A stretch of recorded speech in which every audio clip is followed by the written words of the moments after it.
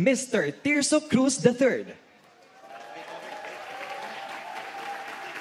Miss Sharon Cuneta. Miss Helen Gamboa.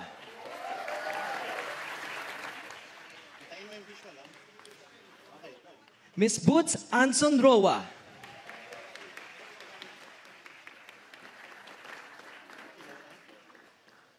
Miss Chanda Romero.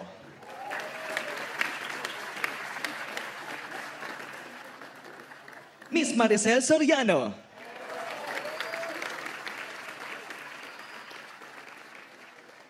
Mr. Agamudak. Miss Lorna Tolentino. Mr. Christopher De Leon.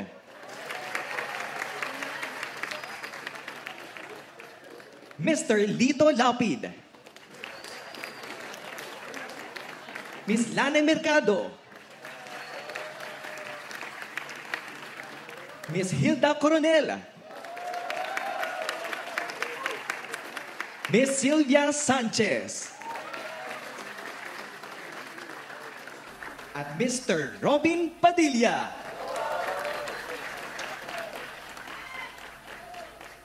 Mahigit 100 taon ng pelikulang Pilipino. Isang industriyang nagbibigay kulay at gabay sa ating lipunan. Mula sa mga kalye ng Avenida at Recto sa Maynila hanggang sa mga sinaunang sinehan sa Cebu, Iloilo, Cagayan de Oro at iba pang panig ng bansa, ang kultura ng panonood ng sine ay likas na sa ating mga Pilipino. Sabay sa agos ng panahon at bagong teknolohiya, hindi nawawala ang pagtangkilik natin sa kwentong Pilipino. I've been around for the past 40 years, and I have seen the great changes that have happened in the industry. And how it has evolved to what it is today is only reflective of the developments of technology, the relationship of Philippine cinema with the rest of the world. The biggest responsibility right now is to sustain the movie industry. It's also the responsibility of FDCP to tell the producers, think beyond the backyard. Ang challenge din ng FDCP is to bring the new generation of filmmakers to be better than the present generation. It is to encourage the young filmmakers to do better work, to break the mold, to redefine the meaning of Philippine cinema, and to create Philippine cinema for Filipinos, but for the world. Kasi bihira itong mga ganitong okasyon at bihira din magsama-sama ang lahat sa industriya. At excited ako kasi napakaraming magaganda ngayong MMFF. Hindi ko alam kung ano natin ito. Anong unahin mo? Bukod sa The Kingdom, siyempre. Bukod sa The Kingdom. Siyempre sa Lutay kasi ganito kaibigan na may movies. Ikaw, Miss Gladys, anong unahin mo? Bukod sa breadwinner, siyempre.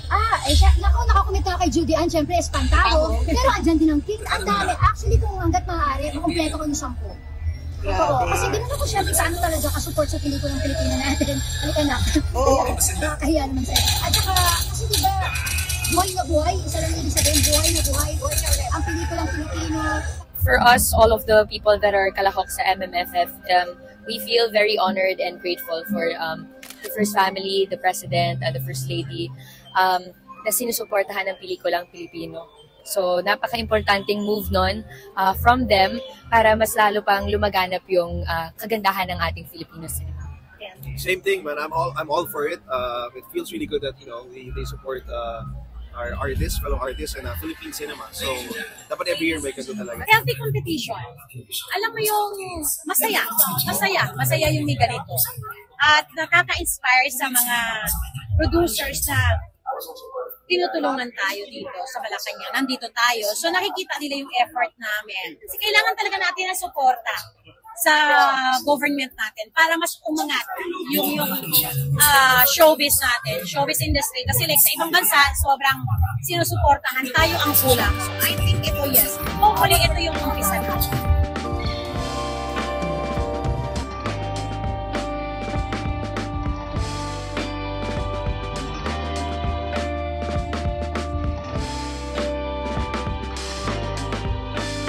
Umantig sa ating damdamin ay ang mga mahuhusay, masisipag at di matatawarang miyembro ng produksyon. Bukod sa ating mga artista, binibigyang pugay ng konsyerto sa palasyo ang mga bayani sa likod ng lente. Mula sa ating mga manunulat, direktor, taga-ilaw, soundmen, production assistants, stuntmen at marami pang iba, kilalanin natin ang kanilang sakripisyo, dedikasyon at ang kanilang napakahalagang kontribusyon sa bawat pelikulang ating pinapanood. Nag-stuntman ka talaga, ano yung muna yung disgrasya, nandiyan na yung disgrasya. So, kailangan mo na lang gawin, paano mo maiiwasan mababawasan yung danger ng ginagawa mo. Normal na yung sakit ng katawan eh. Pag nag-training ka, kinabukasan pwede hindi ka makabangon. Pag nabalian ka, pagaling ka lang. Pag magaling ka na, tuloy-uloy ang buhay mo, pagiging stuntman, ganun lang. There was one particular instance na mahirap para sa akin yung nag-shoot kami sa isang public hospital. Tapos, sa public hospital na yon, maternity ward. Nanay ako, so alam ko yung feeling ng bagong anak. Nahiya ako or nahirapan ako nalagyan ng ilaw yung area na yon at abalahin sila kasi alam ko yung pakiramdam ng bagong anak. Pero at the same time, kailangan kong sundin at kailangan ko kasing ipwesto yung ilaw doon. It's a moral question, di ba? Simple lang pangarap ko yung safeguarding ng welfare ng mga taga-industriya. Kasi tulad ko, meron akong around 40 people na under my belt, di ba? Na kailangan kong bigyan ng hanap buhay, di ba? So with the Eddie Garcia Law, somehow, nagkakaroon kami ng sapat na lakas para maging mas maganda ang takbo ng department namin. Mas naging conscious na ang mga tao ngayon, kung pag-uusapan natin yung time frame. Yan yung mga kasama ko sa shoot. They are equally important in making a film. Kahit anong galing ng artista, ng director, o kahit ng cinematographer, hindi ko magagawa yung nagagawa ko kung wala sila. At sa paniniwala ko, kailangan lahat may dignidad sa trabaho. Yung marginalized people, yung mga tao na bumubuo ng pundasyon ng paggawa ng pelikula. Mga crew natin, drivers natin, utilities natin, diba? Yung mga tao na hindi mo nakikita na nasa likod ng camera, nakasamahan ko, they need security. Totoo yun. They have families also. Walang itinuturing na maliit o malaking trabaho sa isang produksyon dahil ang bawat isa ay may ginagampan ng mahalagang bahagi sa ikatatagumpay ng bawat obra. Sila ay tunay na mga bituin sa bakulay at manhiming na mundo ng pililakang tabing. Sir, Miss Sharon Cuneta!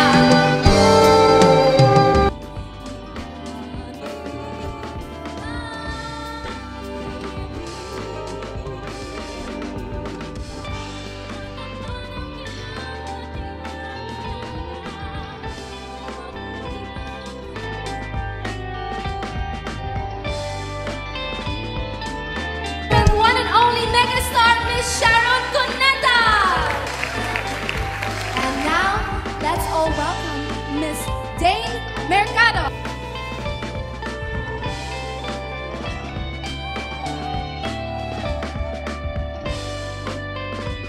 Ang kwento ng Pilipino ay hindi lamang nakasentro sa Maynila. Asan ang kwento ng mga Bisaya? Asan ang kwento ng mga taga-Mindanao? Kailangan mapagbigyan ng pagkakataon ang mga filmmakers from the various regions to have the opportunity to tell their stories. It is only by listening and it's only by understanding, it's only by appreciating the stories, okay, from all the regions that we can define what is really Filipino. We have 7,000 islands, we have so many languages. Each and every one of those should be componential to what is Philippine cinema. We're giving a lot of workshops, we're giving a lot of seminars, so that way we can hold these students to really work together. Isang di maitatangging katangian nating mga Pilipino ay ang pagkagiliw natin sa ating mga paboritong movie love themes.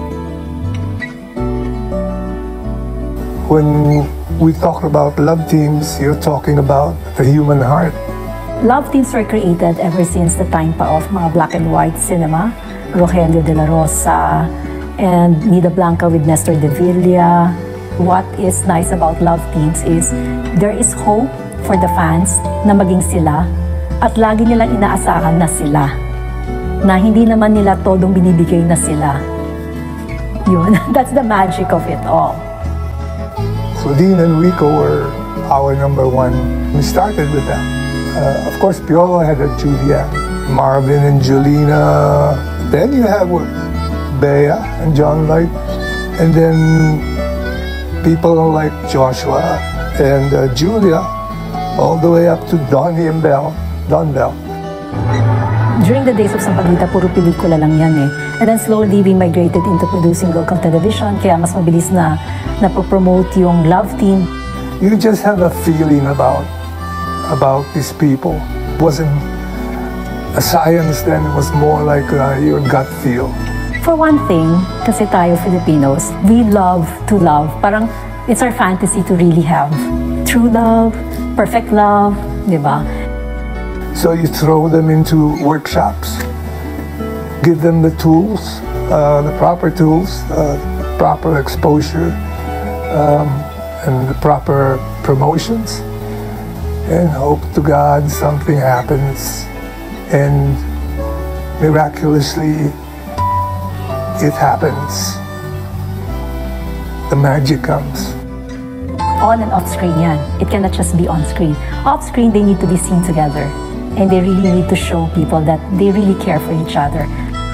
Mula noon hanggang ngayon, ang Filipino movie love teams ay mananatiling natatanging pampalasa ng pelikulang Pilipino. Ang pelikulang Genghis Khan noong 1952 ni Manuel Conde, ang kauna-unahang pelikulang Pilipinong ipinalabas sa Cannes Film Festival. Gayon din para sa anak dalita ni Lamberto Javellana na umani ng mga parangal noong 1953, 1954 at 1956 sa Asia Pacific Film Festival. Ang Biyaya ng Lupa ni Manuel Solis noong 1959, ang unang pelikulang Pilipinong sumabak sa Berlin International Film Festival at nanalo rin sa 1960 Asian Film Festival. Ilang lamang yan sa mga dahilan kaya't minsang kinilala ang Pilipinas bilang major filmmaking center sa Asia. Ngayon, lalo pang bumibida ang world-class Filipino films sa iba't ibang panig ng mundo. Kasabay ng pag-arangkada ng independent films tulad ng Cinemalaya Film Festival at Q Cinema International Film Festival. Kabilang ang mga nominasyon at panalo sa mga international film festival sa Hollywood, Chicago, Egypt, Netherlands, Switzerland, Mexico, Canada, South Korea, France at marami pang iba. It's really better to cooperate rather than compete because the arena is now the global arena. It's not just the Philippines. And by giving the best of everything that we have here in the Philippines, there's a better chance for us to be recognized abroad. Global award for a Filipino movie will also help build our credibility as global storytellers. Sa pagpapalago ng pelikulang Pilipino, nariyan ang Manila International Film Festival kung saan ibinibida sa international silver screen sa Hollywood ang ating mga pelikula. At the heart of MIFF's mission is the belief that Philippine cinema is not just a cultural asset, but a viable, competitive product. United, we can tell the kind of stories that will really have an impact on the world and really plant our flag in Hollywood. I'd like to think that the government can help us with this effort because it does take a bit of time and a lot of resources to secure those awards. I hope that the Manila International Film Festival really is able to capture not just the Filipino audience abroad, but also the international audience because that's really what matters to us. Dumarami rin ang mga pribadong organisasyong tumutulong para tingin ang ating mga pelikula sa pandaigdigang sinehan.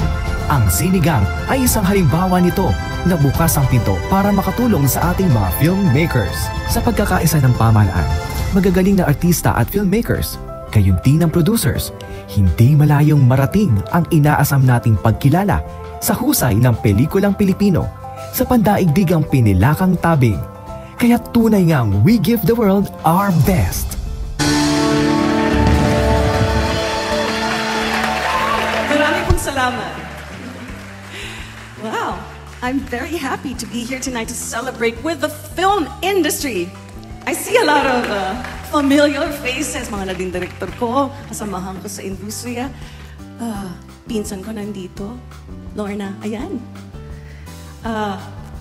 I think, nakita ko kanina, ilang beses kong naging asawa sa pelikula, teleserye. I'm talking about you, Christopher De Leon. Where are you? Also, Tears of Cruz III. Grabe, di ba? Oh, my boss sa ABS is here. Hi, boss. Sorry po, wala ako sa special. Hinahanap ako. I had balikbayan friends kasi. And, of course, my cousins and my sisters were here, so we got so busy. Anyway, there are a lot of superstars in the audience. It's thrilling. Di ba? Mga gusto ko pong makasama sa industriya at makatrabaho. Isang karangalan ang kilalanin ng ating industriya para sa ating kontribusyon sa lipunan. Sa bawat pelikulang ating napapanood, nagpapasaya o nagpapaluha, oras ang pumuna ng ating mga kapwa-artista at mga taga-produksyon para lang makapaghatid ng dekalidad na produkto. Sa kabila naman nito, ay ang mga nangungulilang pamilya na naghihintay ng kanilang mga minamahal sa buhay. Anumang oras, anumang araw, kahit kapaskuhan. Salubungin natin na masigabong palakpakan ang mga kalahok para sa ika-50 Metro Manila Film Festival. Para sa pelikulang Strange Frequencies, Taiwan Killer Hospital, MJ Lastimosa, Alexa Miro, Jane De Leon, Enrique Hill.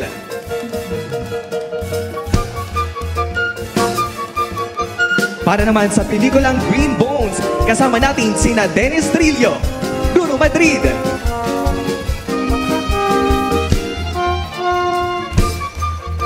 para sa pelikulang My Future You, Seth Fidelin, Francine Diaz, at Direk Crisanto B. Aquino.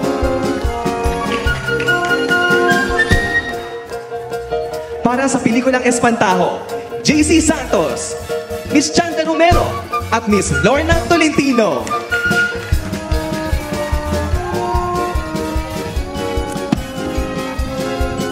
Para sa pelikulang Isang Himala, Miss Aisel Santos, Direk Pepe Jokno.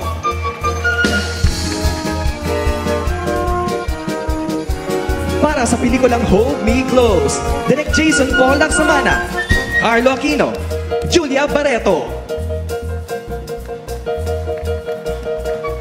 Para sa pelikulang Topa, Enchong Dean, Sid Lucero, Arjo Taide, Julia Montes.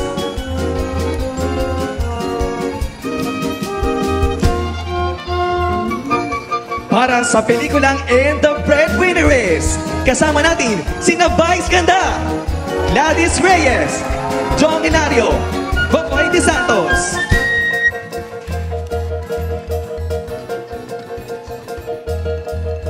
Para sa pelikulang The Kingdom, Sue Ramirez, Christine Reyes, Fiona Pascual.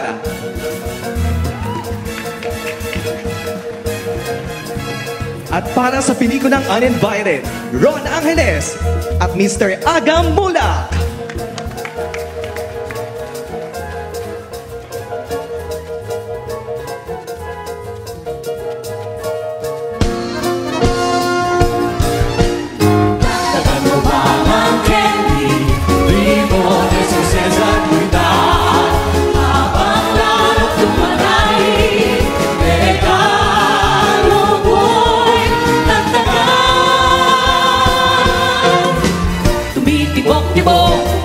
Sinok-sinok po lang alundok sa sabi. Pupulupot-lupot, paikot na paikot, koronahan ng palarang bitbit. Dagdagan mo pa ng candy, limones, kuses at kuitan. Habang lalong tumalari, regalo mo'y dagdagan. Muntik-muntika, busi-busina,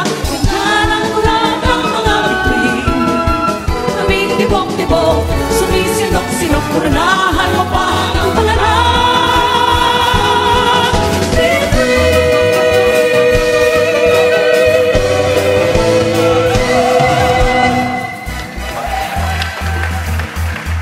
Sa puntong ito, inaanyayahan natin sa entablado ang ating Pangulo, Ferdinand R. Marcos Jr. at unang ginang, Luis Araneta Marcos.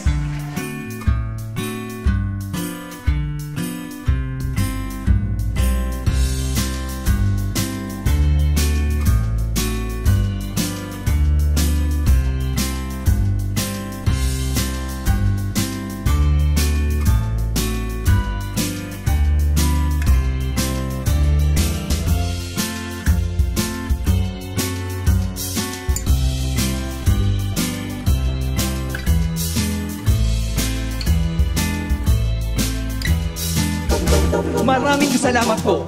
Mabuhay ang bagong Pilipinas. Mabuhay ang pelikulang Pilipino.